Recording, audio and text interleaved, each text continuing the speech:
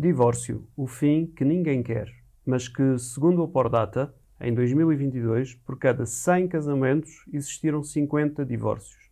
Ou seja, 50% das pessoas que se casaram, divorciaram-se. Neste programa vamos dar algumas dicas muito importantes sobre esta temática, mas vamos iniciar com o casamento.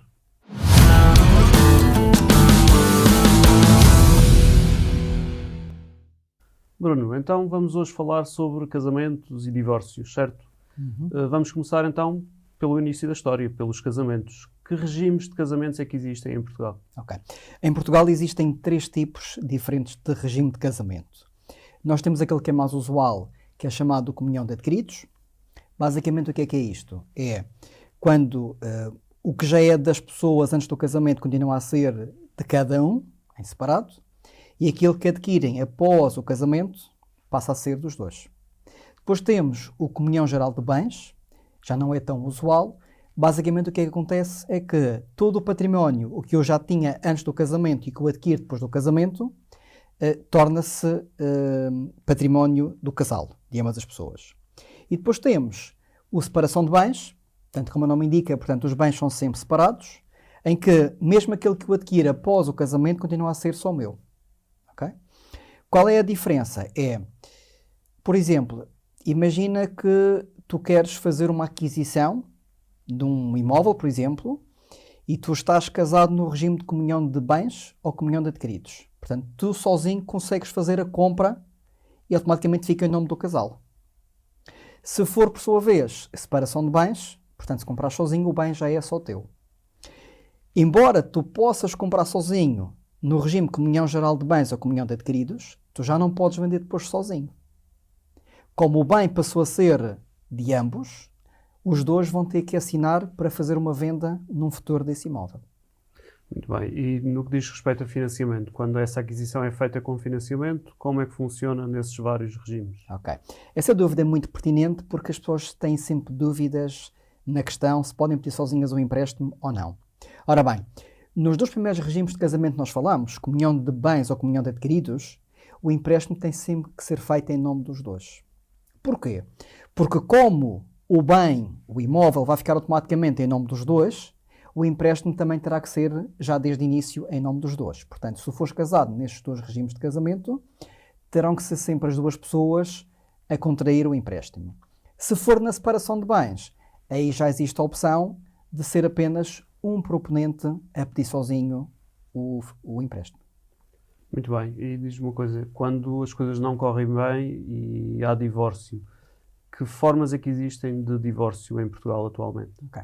Basicamente há 3 formas das pessoas poderem dissolver o seu casamento.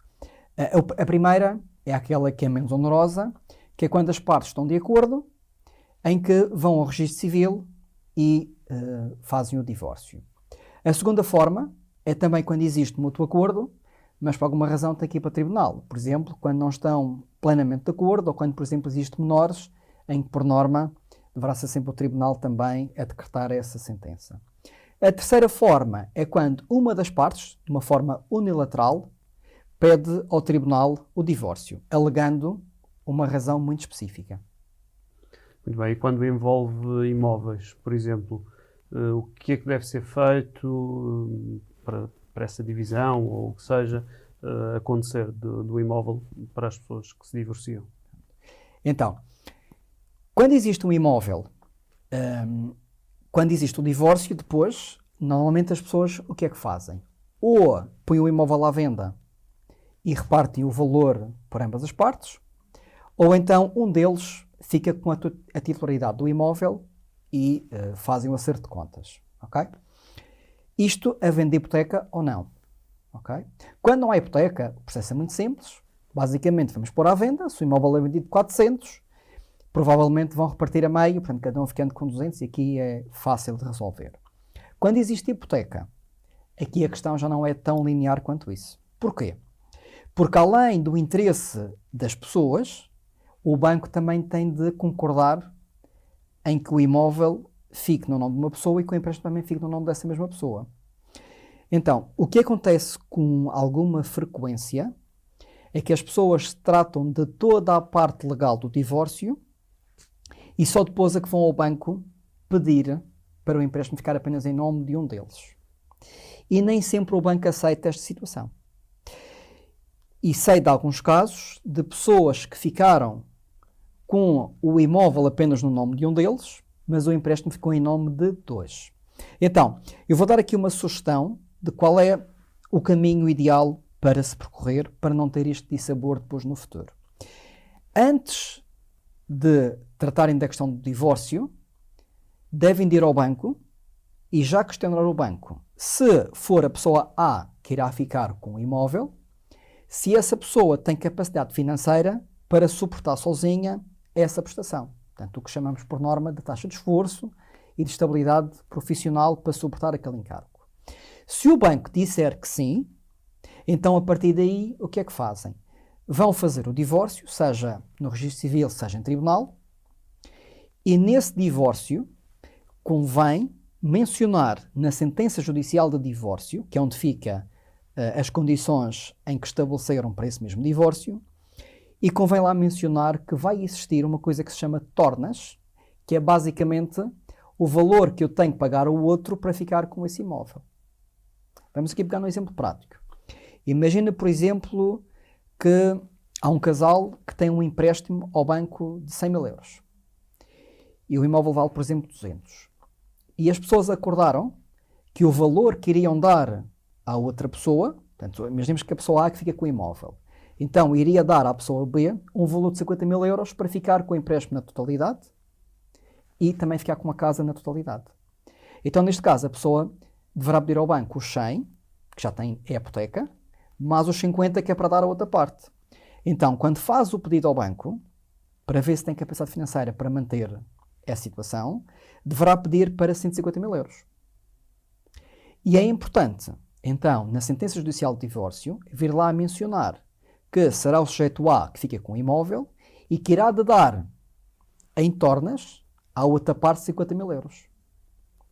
Se isto não for colocado, há bancos que não vão querer financiar as tornas e há outros bancos que vão aplicar uma taxa de juros muito elevada. Então o ideal é sempre ficar lá mencionado essas tornas para conseguirem comprar dinheiro a uma taxa muito semelhante à do crédito de habitação. Okay?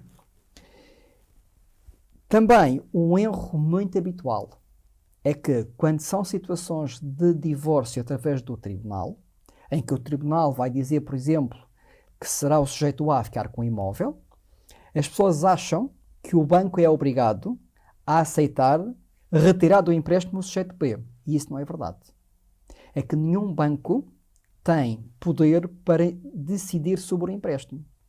Se aquele sujeito A não reunir as condições todas para sozinho suportar a prestação, então o banco não é obrigado a retirar o sujeito B deste processo. Portanto, deixo aqui este alerta para, independentemente se o divórcio está a ser feito no registro civil ou se está a ser feito em tribunal, vejam rapidamente, junto ao vosso banco, se aceita retirar o outro proponente do processo ou não. Caso contrário, há o risco de chegar ao final do processo todo e o empréstimo continuar a nome de ambos. Muito bem, Bruno. Acho que foste muito esclarecedor em relação tanto à questão de casamento como à questão de divórcio. Muito obrigado, Bruno, pela colaboração. Obrigado.